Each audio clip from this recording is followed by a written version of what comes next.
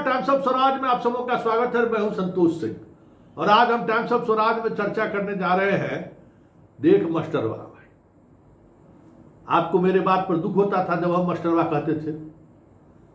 कहते थे कभी नीतीश का प्रवक्ता है ही, बड़ा कष्ट आपको होता था ना। मास्टरवा कहते थे तो आपको जलन होता था कि कहा है हमको मास्टरवा कहता है। भाई देख, हम जुबान मेरा करवा था, है, रहेगा भी, लेकिन हम हमेशा आपको सच बताते थे कि आपके बारे में सरकार का क्या ओपिनियन है, आपके बारे में के पाठक क्या सोचता है और आपके बारे में समाज क्या सोचता है। तो जो सोचता है वही हम बताएंगे ना आपको। हम कोई पार्टी प्रवक्ता नहीं है ना, या फिर हम क्या कहते हैं आपको ऐसी सूचना दे जिससे आप खुश हो जाइए। हम लगातार कह रहे थे ना कि नियोजित शिक्षक के मामले में 2006 से लेकर 2016 तक के अपॉइंटमेंट पर निगरानी का जांच चल रहा है। निगरानी की जांच की वजह से आपको राज्यकर्मी का दर्जा देने में लीगली प्रॉब्लम है सरकार को। कई तरह के लीगल एक्सपर्ट से इसको सलाह सरकार ले रही है। हम कह रहे थे ना आपको, सारे सलाह के बाद मामला यही आया कि जब तक ये पूरा मामले का निष्पादन नहीं हो जाता है तब तक आपको राज्यकर्मी का दर्जा नहीं मिल सकता है। पहली बात। दूसरी बात, आपके साथ ऐसे ऐसे लोग बहाल हो गए हैं जिनके बारे में भगवान मालिक शिक्षा मित्र थे तो हरवाहा, चरवाहा, ट्रैक्टर ड्राइवर सबको बहाल कर दिया गया था। उन लोगों को सरकार देने के मूड में नहीं था। और जो 3 महीने के दौरान जो के पाठक का जो अनुभव हुआ आप लोगों के बारे में कि किस तरीके से आप बच्चों को पढ़ा रहे हैं, आपकी शैक्षणिक योग्यता क्या है, सब लोग बताता है ना। और यही बात कह के हम मास्टरवा कहते थे तो आपको बुरा लगता था। आप इस दिमाग से इस चीज को निकाल लीजिए कि हम विशुद्ध पत्रकार हैं, विशुद्ध, समझ गए। हम जो है ना ऐसा पत्रकार है कि हर किसी को मच्छर की तरह काटते रहते, एहसास दिलाते रहते हैं, देखते ना। जान ले नहीं सकते हम लोग मच्छर की तरह काटे तो मारिए आप इसे, आपको एक सेहत होता है, अरे मच्छर काट लिया। तो हम आपको जगाते रहते हैं, मच्छर की तरह काटते रहते हैं, आपको एहसास दिलाते रहते हैं, लेकिन आप समझने को तैयार नहीं। आपको लगता है हम लोग संख्या बल में हैं। संख्या बल से आजकल कोई जीता है? सरकार को संख्या बल से आप हिला दीजिएगा। ये नियमावली है कि आपको राज्यकर्मी दर्जा देने में जो सरकार को तकनीकी परेशानी थी उसका एक बीच का रास्ता निकाला है। पहले नियोजित शिक्षक थे, शिक्षा मित्र थे, अतिथि शिक्षक थे, क्या क्या नाम आपको दिया गया। अब दिया जाएगा विशिष्ट शिक्षक, नाम हुआ आपका। और विशिष्ट शिक्षक के अब आपको एक जिला कैडर बना देगा। अब पंचायत और नगर निकाय से आप बाहर हो गए, जिला संवर्ग आपका हो गया। तो पाठक को जो कार्रवाई करने में जो परेशानी होता था आपको, क्योंकि पाठक नहीं सब परेशानी होता था, अब हटाने के लिए आदेश हो गया। हाई कोर्ट भी आदेश कर दिया। नियोजन निकाय पर पंचायत है, नगर निकाय है, पैसा लेकर आपको रखे हुए हैं। वर्षों से ऐसा चल रहा है। निगरानी का केस हुआ फर्जी सर्टिफिकेट के आधार पर, लेकिन आदेश हो गया कि इनको हटा दीजिए।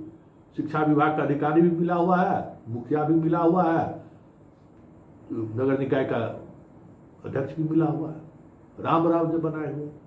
अब आप वहां से वो जो मलाई खाते थे ना उससे आप बाहर हो जाइएगा। अब जिला का जो कमेटी होगा उस कमेटी आपका सब कुछ देखेगा। हाँ, अनुकंपा आपको मिलेगा। एक चीज, नया चीज हुआ का अनुकंपा आपको मिलेगा। दूसरा, बिना परीक्षा, बार बार कहते थे लेकिन आप लोग मानते ही नहीं थे। मास्टरवा कहे इस बात को आपको दर्द होता था, लेकिन जो बात हम कहते थे मास्टरवा कहते हुए उस पर आप ध्यान देते नहीं थे। दिक्कत समस्या यही है, पढ़ाई लिखाई से तो वास्ता रहा नहीं कभी। आपको पत्रकार भी वही अच्छा लगता है जो आपके स्कूल में पहुंच कर कहता है कि संडे का स्पेलिंग बोलिए, मंडे का स्पेलिंग बोलिए, जबकि हम उस तरीके की पत्रकारिता नहीं करते हैं। हमको समझ में आता है कि शिक्षक अनपढ़ हो, योग्य हो, अगर शिक्षा के मंदिर में अगर वो बच्चों को पढ़ा रहे हैं तो वो हमारे गुरु जी हैं।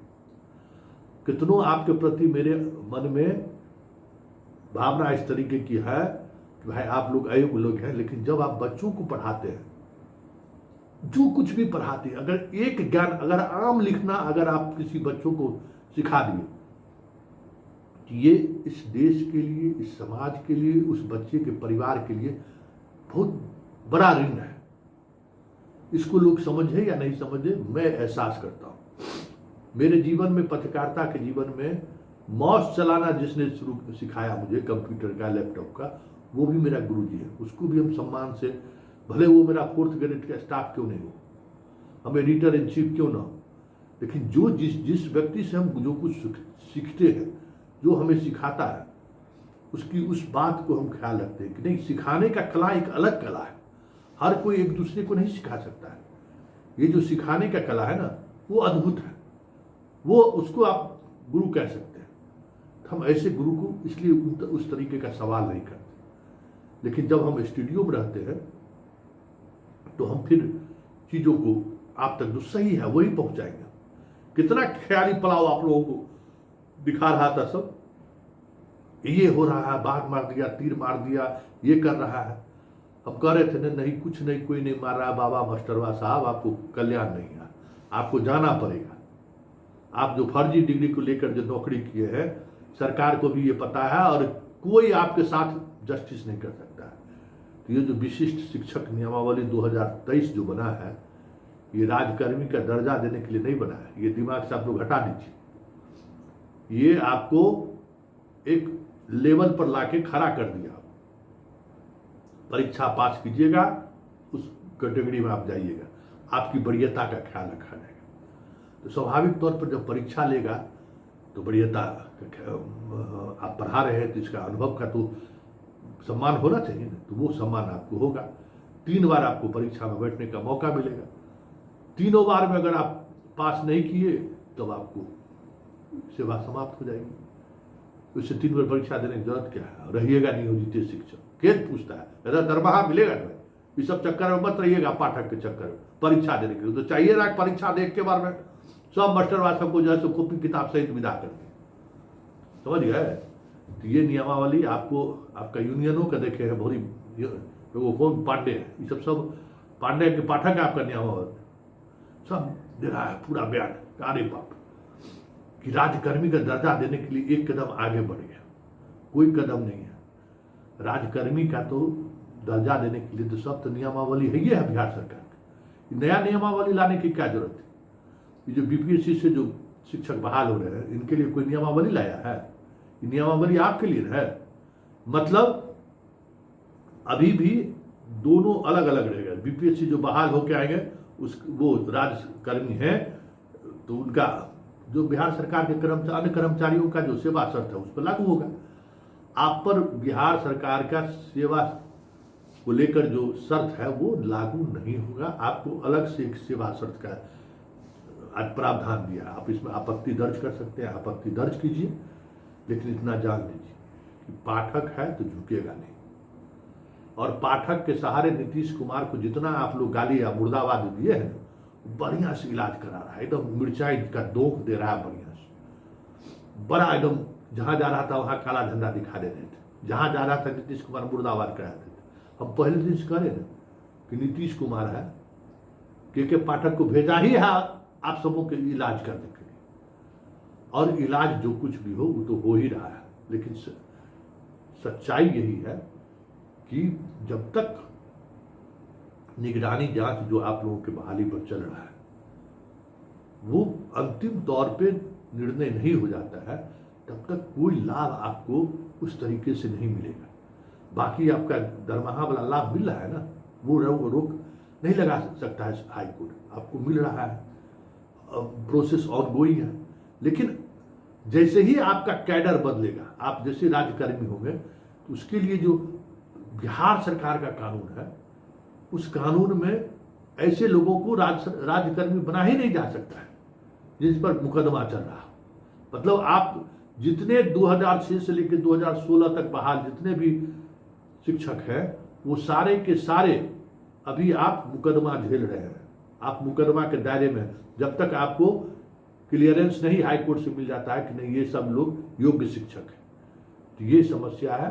और इस समस्या का बीच का रास्ता जो हम बार बार कह रहे थे कि आपको नहीं मिलेगा। ये बीच का रास्ता निकाला है कि आप परीक्षा पास कर करिएगा तो हम आपको विशिष्ट शिक्षक घोषित कर देंगे, आपको पंचायत और नगर निकाय के से कैडर से हटा देंगे, जिला कैडर में ले आएंगे, उसके जिला कैडर से आपको जो कुछ भी हो रहा है ट्रांसफर पोस्टिंग कार्रवाई क्योंकि अभी भी ये संकट हो रहा है ना, हम आपको अभी चर्चा किए ना कि मान लीजिए हटाने का आदेश हो गया लेकिन पंचायत नहीं, नियोजन इकाई तो वही है, नियोजन इकाई हटा नहीं रहा है, तो इसका लाभ हजारों शिक्षक ले रहे हैं बिहार में।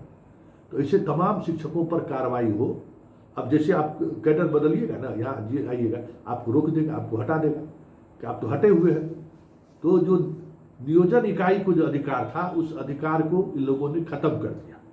अब जिला स्तर पर जो आप कमेटी होगी या नियोजन इकाई होगी वो आपको मॉनिटरिंग करेगा, जो पूरी तौर पर गवर्नेंस द्वारा बनाया हुआ होगा, गवर्नेंस के नियमावली के अनुसार वो चीज़ें एक्ट करेगा। तो ये सारी चीज़ें जो आप देख रहे हैं नए नियमावली में, वो नियमावली आप उस दिशा की तरफ सरकार बढ़ गया है कि अब आपको राजकर्मी का मतलब नाम नहीं देगा, राजकर्मी का दर्जा जो कह रहा था ना वो नाम नहीं मिलेगा, लेकिन बाकी सारी चीज़ें जो सुविधाएं मिलनी चाहिए वो सुविधाएं आपको मिलेगी, ये बात समझ लीजिए।